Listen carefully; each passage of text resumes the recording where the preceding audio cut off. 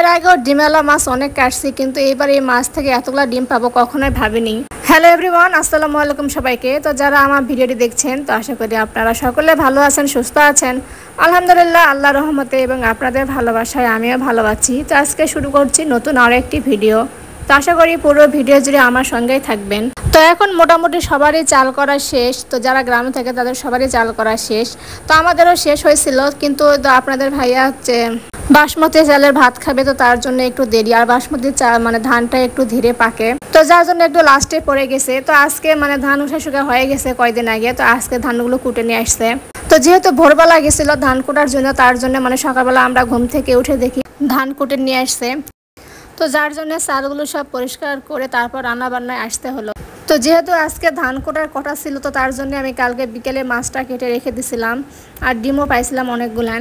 তো আর তার জন্য মানে আজকে নতুন চালের ভাত আর তার সঙ্গে আমি এরকম ডিমওয়ালা বড় মাছ, তো খেতে ভালোই লাগবে। তো অনেকে শুধু ডিমের ভুনা খায়, কিন্তু আমরা এই ঝোলের মধ্যে দিয়ে দেবো। তো আগে মাছটা ভালো করে কষাই নিলাম তেলানির মধ্যে। তো কষাইনির মধ্যে পানি দিয়ে দিছি, আর এটার জন্য সামান্য যখন একটু বড় করবে তখন তার মধ্যে আমি ডিমগুলো দিয়ে দিব। তো আমার কাছে ডিম ভুনার থেকে তো এইভাবে ঝোলা দিয়ে খেতে বেশি ভালো লাগে। তো আমার এই তো ঝোলটা সামান্য একটু বলক চলে এসেছে। এখন আমি ডিমগুলো এর মধ্যে একটু একটু করে দিয়ে দেবো, যেহেতু ডিমগুলো আগে কেটে রেখে দিয়েছিলাম। তো আমার এই ভিডিওটি কোথাও কোনো অংশ যদি আপনাদের একটু পরিমাণ হলেও ভালো লেগে থাকে, তো অবশ্যই আমার চ্যানেলটি সাবস্ক্রাইব অথবা ফলো করে দিবেন। তো আপনাদের ভালোবাসা এবং সহযোগিতা পেলে আমি অনেক দূর এগিয়ে যাব ইনশাল্লাহ। তো সবাই আমাদের জন্য একটু দোয়া করে দিবেন। তো এই যে এক এক করে আমার সবগুলো ডিম দেওয়া শেষ। তো ডিমগুলো এখন যেহেতু খুবই নরম হয়ে আসছে, তো তার জন্য মানে খুবই সাবধানে দিতে হচ্ছে, যাতে ভেঙে যেন না যায়। তো ভেঙে গেলে একবারে মানে মাছের ঝোল আর ডিম মানে সব একবারে মিক্সড হয়ে যাবে।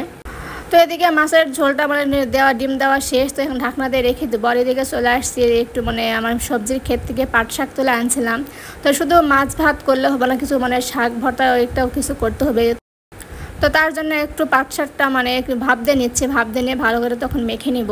তো ভাপ দেওয়ার সময় পাতিলে বা কড়াইতে সামান্য তেল দিলে তো সহজে লেগে যায় না। তো এই যে এদিকে আমার হচ্ছে মাছের তরকারিটা বলকও চলে এসেছে, দেখেন কি সুন্দর দেখতে হয়েছে। তো এখন মানে খুবই সাবধানতার সঙ্গে একটু উল্টায় দিতে হবে। উল্টায় দিলে কি দুই দিক দিয়ে মানে ভালো করে সিদ্ধ হবে, মশলা টশলা সব কিছুই ঢুকবে। তো এই তো আমার একটা একটা করে সবগুলো মাছ উল্টানো শেষ। তো যেহেতু মাছটা আগে কষিয়ে নিয়েছিলাম, তো মাছটাও হয়ে গেছে। তো একসঙ্গে সবটাই মানে হয়ে গেল। তো এখন আরেকটু বলক উঠায় নিলে তারপরে আমি নামাই নেব এখন। তো মাশাআল্লাহ দেখতে অনেক সুন্দর লাগতেছে, তো মনে হয় খেতেও ভালোই লাগবে।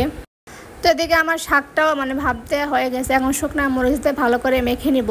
তো আজকে রান্নাটা মানে এই পর্যন্তই। তো এদিকে মাছ ভাত আর এদিকে শাক ভাজা। তো ভিডিওটি কেমন লাগলো অবশ্যই কমেন্টের মাধ্যমে জানাই দেবেন। যদি ভালো লাগে অবশ্যই একটা লাইক দিবেন। তো সবাই ভালো থাকবেন, সুস্থ থাকবেন, সবাই নিরাপদে থাকবেন। তো সবাইকে আল্লাহ হাফেজ।